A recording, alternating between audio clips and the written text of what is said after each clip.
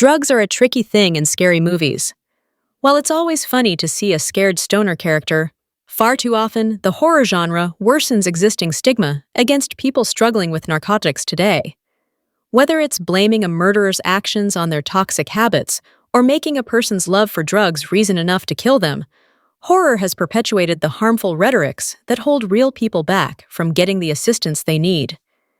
It's why many creators haven't utilized drugs as primary plot points in recent years, and why Elizabeth Banks's Cocaine Bear is more ingenious than anyone gives it credit for.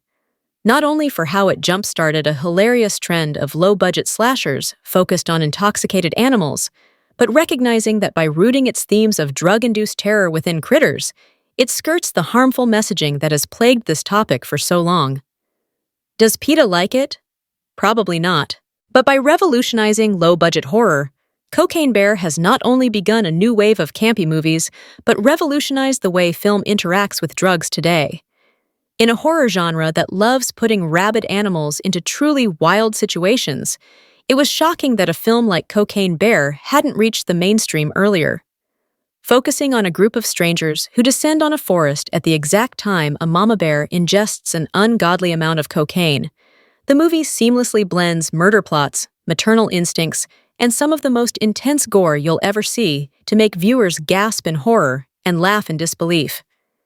Its massive popularity has spawned many similar movies, from the strange sci-fi feature Cocaine Shark to the shockingly enjoyable Meth Gator.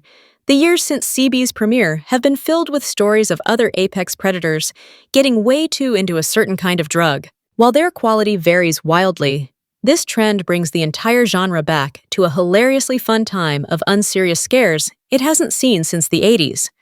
And along with the innovative animal kills that these movies offer, they've actually been a huge help to the way horror discusses drug use in general. Any horror historian knows that the way this genre portrays certain topics deeply impacts the way they're perceived in society, with drugs being no different. From 70s cult classics like Blue Sunshine to recent mind-bending slashers like Bliss, while these stories are extremely inventive, their messages about drugs being reason enough for people to kill fuels the stigma against those struggling with addiction. Cocaine Bear, along with offering a hilariously gruesome scary movie, explores the nuances of drug use in a way that doesn't ground itself in people who use drugs will inherently hurt others. By focusing all of its excessive violence on a clearly inhuman antagonist and allowing its human characters to discuss drugs in an honest, curious way, the film frees itself of the harmful rhetoric that sadly still exists.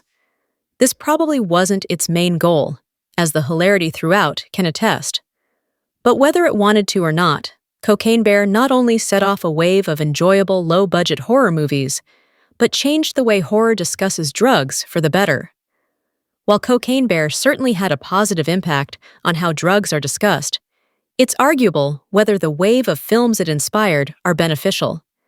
Discussions around questionable effects have persisted for decades, and with CB bringing on a wave of films that often utilize extremely shoddy effects, it may fuel the alarming trend of creators relying on lackluster VFX rather than the practical horror that built this genre. Despite this, there's no denying that this seminal movie opened up the minds of countless filmmakers who finally feel like their wild stories can be told.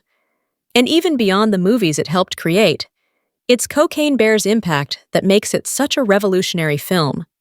It may confuse many of the viewers who only see it as a drug-fueled, gory romp, which it absolutely is, in part, but it's undeniable that because of how it uses drugs in its horror, Cocaine Bear taught people how to discuss drugs in a fun, terrifying, and surprisingly nuanced way.